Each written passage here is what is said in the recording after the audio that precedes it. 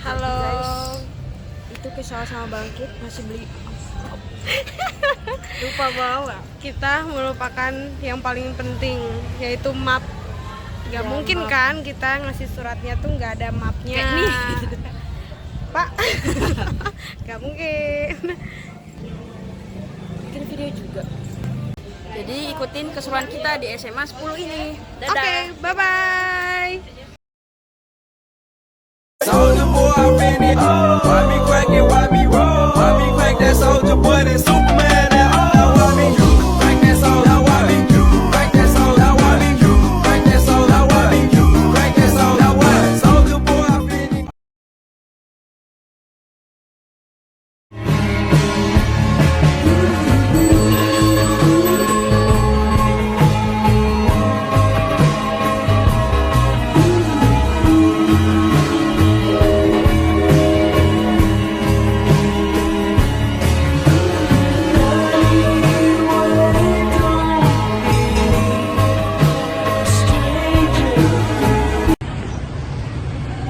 Halo teman-teman.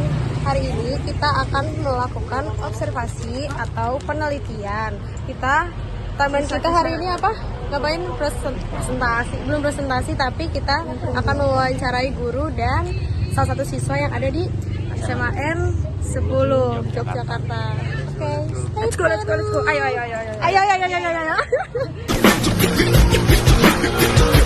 At the starting of the week, at Summit Talks, you'll hear them speak. It's only Monday.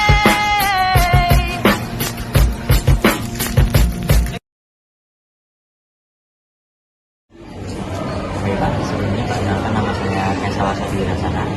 Saya dari mahasiswa UNI Pendidikan Tinggi Pak. Sebelumnya saya Pak. Perkenalkan, saya Bapak Triadi Prianto, biasa dipanggil Pak Edi. Guru mata pelajaran. Sebelumnya Bapak sudah mengajar berapa lama Pak? Kalau secara keseluruhan total dari 2017 berarti masih 9 tahun, tapi kalau di SMA 10 ini baru hampir 3 tahun. Berarti Bapak idenya sudah lama ya? Alhamdulillah ya, masih belajar, terus proses belajar. Untuk sebelumnya Bapak sempat mencoba mengenalkan untuk adik-adik tentang membatik belum? Kalau dikatakan sudah, tapi secara intensitas memang tidak sering. Karena akhirnya kadang disesuaikan kebutuhan siswa dan disesuaikan disiplin yang sekiranya mungkin penjurusannya dilukis. Tetapi sudah ada beberapa yang sampaikan atau berikan ke anak-anak berkaitan materi ataupun materi pokok tentang membatik. Kalau boleh tahu untuk materi membatik itu? Oke, untuk materi membatik yang pernah sudah saya sampaikan ke anak-anak, itu yang pertama pasti lebih ke menyesuaikan kebutuhan anak, kebutuhan alat dan bahan, dan juga ya perkembangan zaman. Kadang kan kalau anak-anak mungkin lebih ke, kalau yang sifatnya batik tulis yang harus mengikuti pakem-pakem tertentu agak sedikit keberatan sekarang ini. Jadi pengenalan batik yang sudah pernah saya lakukan itu lebih ke batik jumputan yang langsung diterapkan ke media kaos, kemudian batik colet ataupun batik lukis yang juga malamnya yang dilukis, terus nanti pewarnaannya dengan sistem colet pada sebuah kain yang nantinya kain tersebut dibuat baju. Kebetulan banget Pak, itu temanya sama dengan kita. Nah, sebelum itu menurut Bapak, apakah pemahaman siswa mengenai membedakan batik jumputan dengan jenis batik lainnya itu sudah cukup atau belum Pak? Kalau secara visual dan sudah saya lihat melihat ke anak-anak itu, anak pasti sudah bisa membedakan mana yang batik jumputan, mana yang batik pada konvensional yang pada umumnya yang mungkin harus dicanting dan ditulis dan membentuk stilasi dari mungkin tumbuhan ataupun hewan-hewan. Jadi secara visual anak-anak cukup sudah paham dan bisa membedakan mana yang batik konvensional pada umumnya dan batik jumputan.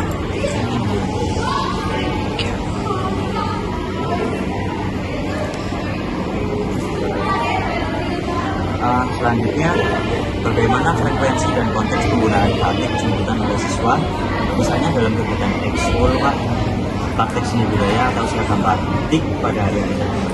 Oke, secara frekuensi mungkin cukup tidak terlalu banyak ya. Kalau dikatakan hampir 50% pun juga belum. Jadi mungkin kalau di yang pernah sudah saya lakukan itu lebih ke saat proses jemputan pada kaos tersebut berproseskan, terbuat, kemudian ada foto season di akhir, dan penggunaannya lebih ke kalau mungkin hasilnya memuaskan bagi si anak tersebut akan sering terpakai.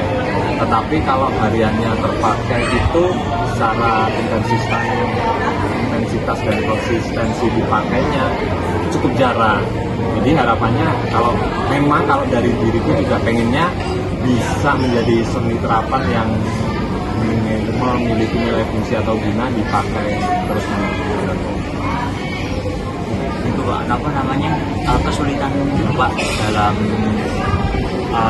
memberikan materi kepada anak mengenai batik jemputan itu gimana? Nah, lebih ke menanamkan subjektivitas, kecocokan atau keseleraan dengan hasil apa yang anak-anak buat. Terkadang kan anak mungkin agak sedikit minder dengan hasilnya, kok tidak sesuai selera, masih kalah sama yang lain dan sebagainya.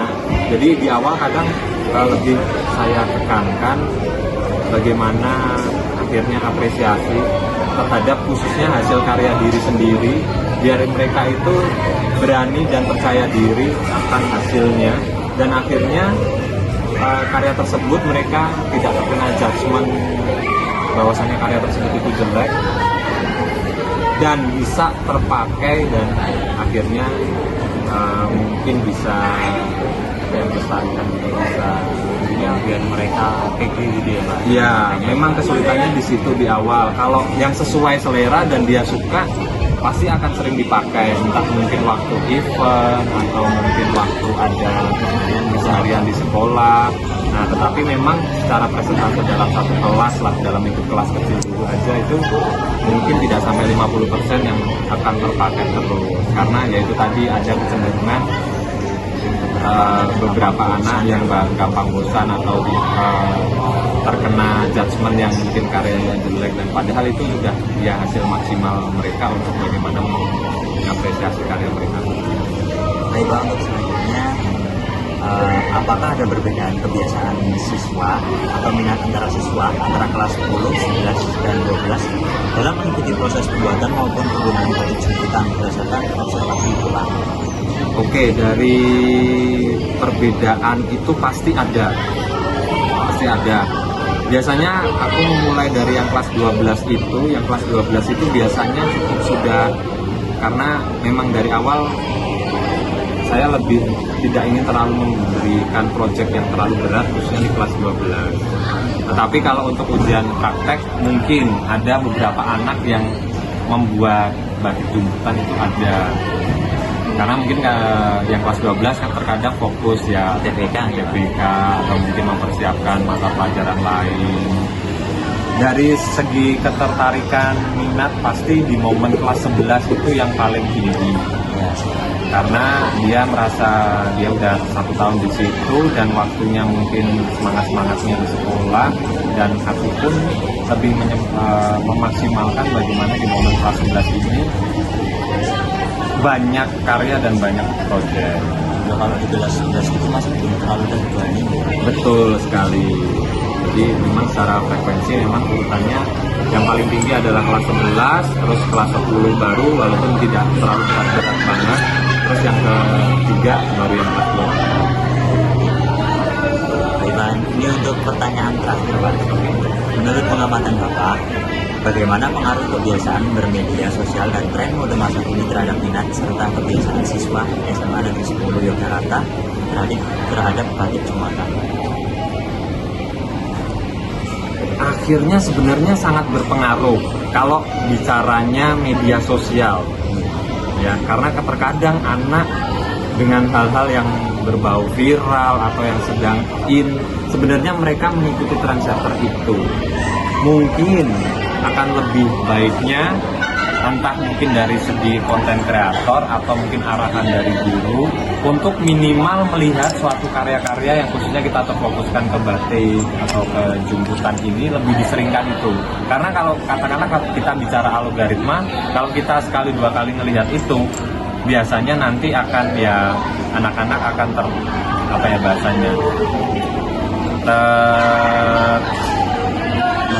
termotivasi karena sering melihat karya-karya tersebut.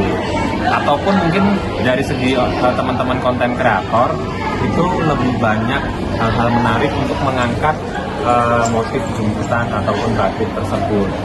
Karena nanti kalau ada momennya batik itu menjadi viral atau viral, khususnya lagi trending, pasti anak-anak juga akan merespon hal tersebut. Berarti anak-anak itu lebih mengikuti tren masa kini ya? Iya, betul sekali. Maka dari itu terkadang saya juga selaku sebagai pendidik itu terkadang juga sedang mencari mana yang sedang trending yang bisa dikolaborasikan. Betul, semamanya yang kemarin kayaknya celana yang motif gajah-gajah itu loh.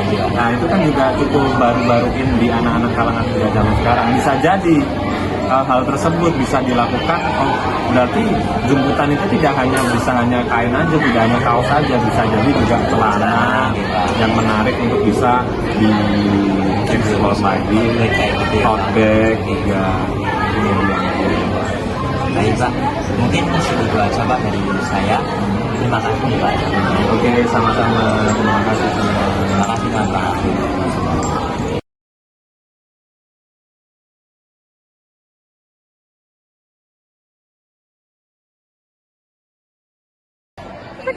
Hai, jadi kita mau mewawancarai satu siswa di sini. Lihat guys, ayo. Oh ya nanti. Halo teman-teman, bertemu lagi dengan saya Bangkitan Indonesia. Di sini saya akan mewawancari salah satu siswi di SMA Negeri 10 Yogyakarta. Tentunya silakan boleh perkenalkan terlebih dahulu. Halo semuanya, perkenalkan nama aku Oktavia Putri Rustiawati, biasa dipanggil Okta. Aku dari kelas 11. Oke, Okta ya? Iya. Biasa dipanggil Okta guys. Langsung saja masuk pertanyaan yang pertama. Seberapa sering kamu menggunakan atau membuat batik jumputan baik di lingkungan sekolah atau di luar sekolah dalam 1 bulan terakhir? Oke, jadi untuk penggunaan batik sendiri itu karena di sekolah itu setiap Rabu itu jadwalnya batik bebas, jadi cukup sering, apalagi di hari Selasa itu juga kami menggunakan batik sekolah. Tapi untuk penggunaan batik jumputan sendiri itu jarang sih kalau untuk 1 bulan terakhir. Mungkin tetap batik tulis atau batik cap. Oh, jadi di SMA 10 ini setiap hari Selasa dan Rabu itu menggunakan batik ya? Mantap sekali. Lanjut, pertanyaan nomor 2. Menurut kamu, apakah batik jumputan terasa mudah dibuat dan nyaman dikenakan dibandingkan dengan jenis batik lain? Kalau untuk mudah dibuatnya, bagi saya sih sangat mudah sih, karena kan ya kalau dilihat dari proses-prosesnya itu gampang. Terus untuk nyaman dikenakannya itu tergantung dengan bahan yang kita pakai sih, kan tidak semua. Tapi kalau pernah pakainya itu waktu dulu itu nyaman bahannya.